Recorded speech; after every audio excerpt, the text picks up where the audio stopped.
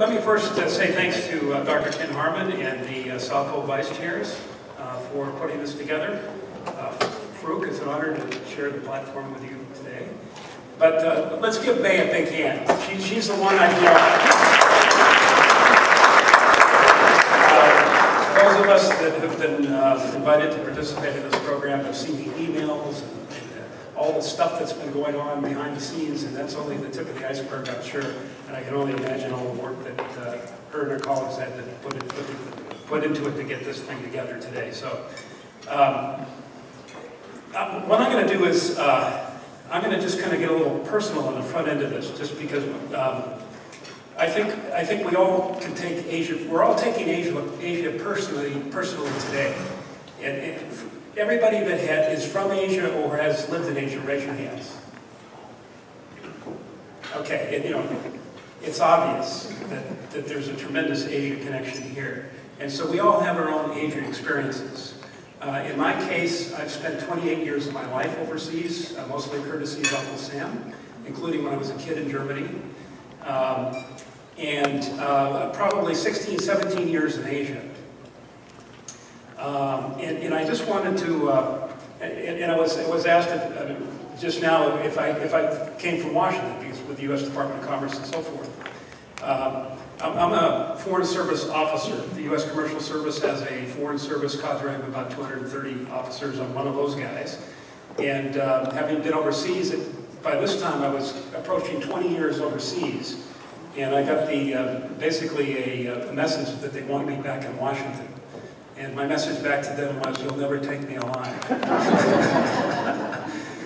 But I did end up in Washington, where I was the director for East Asia and the Pacific, overseeing the 13 countries where we have commercial service operations. And that was a wonderful experience for me. But just to go back on the personal level, in 1964, I had my first domicile in Georgia was at Fort Benning, Georgia, where my dad was posted. And he disappeared one day. We took him to the airport, and he went off to a place called Vietnam. And he was gone for over a year, and we weren't even sure how to pronounce the name of the place that he went to. It's Nha Trang. And then he came back, and he slept for a couple of days after he got back. And of course, those growing up in my generation think of Vietnam as the war, and that's kind of the context and the background that we grew up with. In 1980, after having served in the Peace Corps in the Philippines, I got a job with the U.S. Indo-Chinese Refugee Program. This is a group of, this was the U.S. government's effort to help all of the refugees that were coming out of war-torn Southeast Asia to resettle in other countries or to repatriate if things settled down. And one of the indelible images for me was in the refugee camp in Bataan, north of Manila, up in the jungle. We had refugees from Cambodia, from Vietnam, from Laos, ethnic Hmong, ethnic Chinese refugees, Filipinos. There was what they call Aita, which is the indigenous Filipinos living in the jungle. And what happened was, all of these guys got together in an open space in the refugee camp, and they set up a market. And before you knew it, the Laos were coming down with woven baskets that they were trading. The Cambodians were capturing monitor lizards, and, you know, having them all tied up and bringing them down. The Aitas from the jungle were coming down with wild honey. Some of the ethnic Chinese guys were putting their money together, sneaking off base and buying pigs and bringing them back. That was kind of the high end. The Vietnamese were cooking French bread and having Vietnamese sandwiches, and it was just free market. It was people that are looking to better their lives in the situation that they're in through open markets and enterprise. You know, you just couldn't keep down this DNA urge to make better and make better through trade and business. And so that dynamic is so powerful, and it made such an impression on me. A number of years later, in 2006, I had the great honor to serve as the commercial counselor at our embassy in Hanoi. I was there for almost 5 years. And After the normalization of relations between Vietnam and the United States in 1995, one of the things that we worked together with the Vietnamese was to help them integrate into the global economy. You'll know that the biggest export from Vietnam in the 80s was boat people, their own people. The failed socialist systems that they put together didn't work. There was seasonal starvation in Vietnam in the late 80s and so forth. So there were some really dynamic people within the party that recognized there needs to be a better way. The example of China and Deng Xiaoping up to the north was also there. And so they began to open up their economy. We normalized relationships with them in 1995, and the country took off, literally. Since 1995, I think the poverty rate in Vietnam went from about 50% down to about 12% or so. And that's maybe one of the most dramatic changes in the history of World Bank statistics.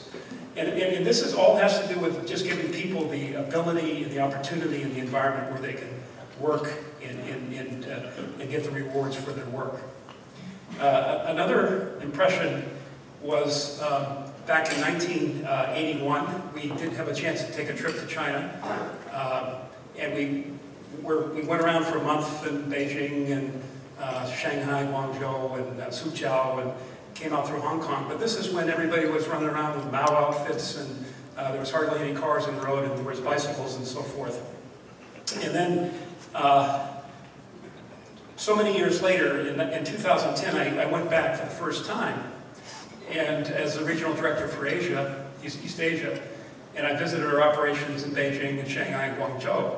But literally, I couldn't believe what I saw. I couldn't process it. It was just too much for me to even be able to process. From the moment I landed at the airport, and the immigration officer, a beautiful young lady, and I was expecting the stern-faced communist thing, and she had a bunch of little faces in front of her. Smiley face, not so smiley, medium, and the idea is you push the face of this level of service that you're getting right there. And what a wonderful way to enter a country. And so that was a complete surprise. And the other image that I'd like to relay is that I had also the great privilege of working and serving in India for 7.5 years. And I started out in South India, and I was there from '99 until the end of 2003. And this is the period that Tom Friedman wrote his book about The World is Flat, about where geography became history with the advent of broadband connectivity into the cities of, say, Chennai, Bangalore, Hyderabad, where 30,000 engineering graduates are graduating each year in each of these cities. Once you connect digitally to these guys, geography becomes history because you get the 24/7 coverage and services and so forth. And so that was an amazing thing to watch. It was, I think, as economists look back and historians look back, arguably South India could be one of the real watershed geographic areas and events that took place in the history of the world economy. But the other thing about that is that the IT industry itself took off and created its jobs and revenue and so forth. It helped the country.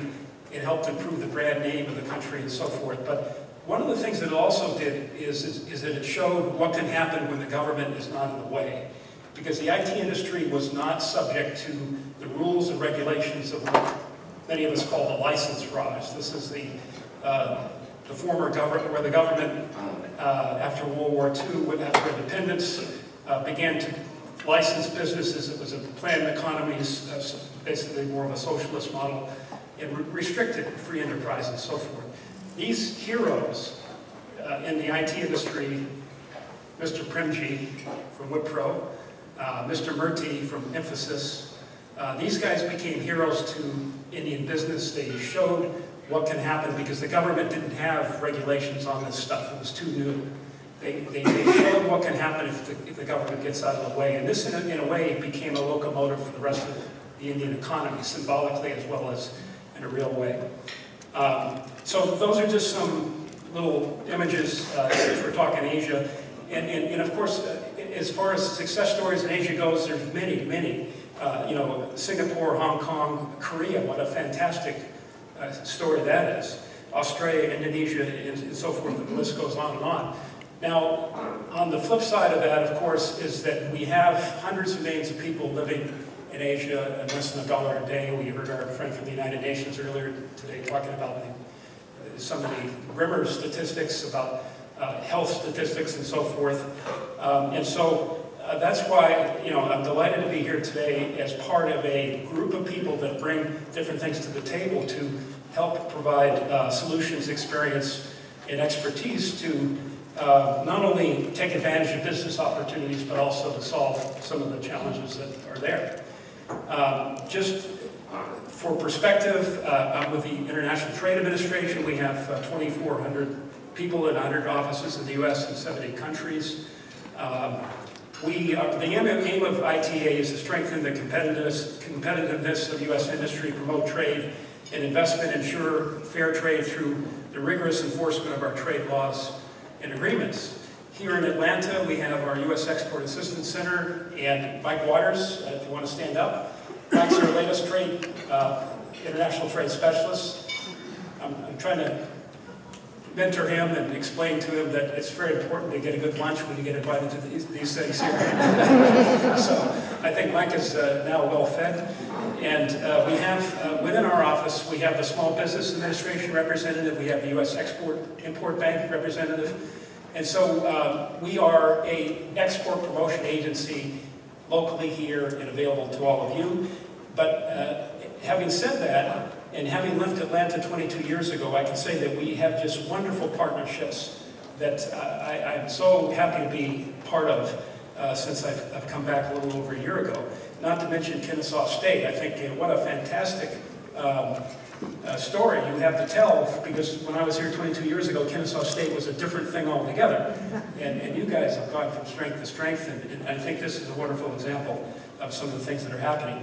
But we also have our fantastic partners just 2 floors up over the state of Georgia's Economic Development Office. Of course, Jorge is here, Jorge Fernandez from the Metro Atlanta Chamber of Commerce, wonderful partners. John McIntyre earlier with the Georgia State Center for International Business and Education, Georgia State Center for International Business and Education, Invest Atlanta, the mayor's office, the governor. I mean, everybody's on board here. I think this goes along the lines in the spirit of getting the Olympics here. This continues, and we've got a new program that we're all very excited about, the Metro Export Initiative that Jorge and a number of our partners are getting behind to sort of create a framework and focus for the city of Atlanta to come up with some export activities and focus that will bring more trade to the area. Now, in context, in terms of U.S. government policy on trade and so forth, many of you may be aware that President Obama launched the National Export Initiative in 2009, where he basically said the goal is to double U.S. exports in 5 years and to create 2 million jobs. Well, as it stands, jobs supported by exports increased 9.8 million in 2012, up 1.3 million in from 2009, which puts us ahead of schedule in terms of the jobs.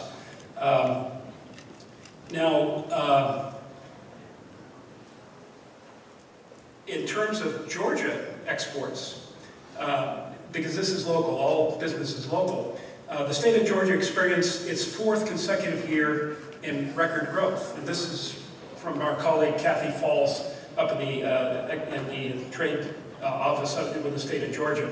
And so exports went up 3.2% in 2012, and which is a $1.1 billion increase. The Georgia's export shipments of merchandise in 2012 totaled $35.9 billion. And since the announcement of the National Export Initiative in 2009, exports from Georgia have grown 51%. So that's some pretty good stuff there. Now, why exports? What's the big deal? Well, exports, they support jobs. Export-supported jobs linked to manufacturing account for an estimated 4.7% of Georgia's total private sector employment.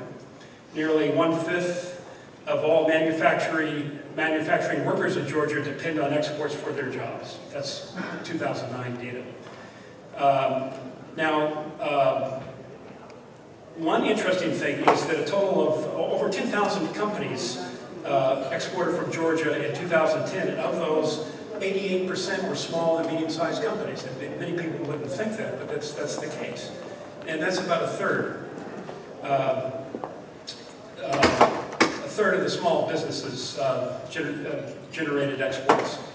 And 34% of Georgia's total exports of merchandise in 2002 were through small and medium-sized companies.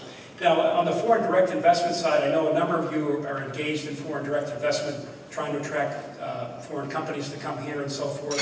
This is an area where the U.S. government, after many years, has never gotten involved with, but just a couple of years ago, we started the Select USA program, where we are now in the business of trying to facilitate and to promote foreign direct investment into the United States.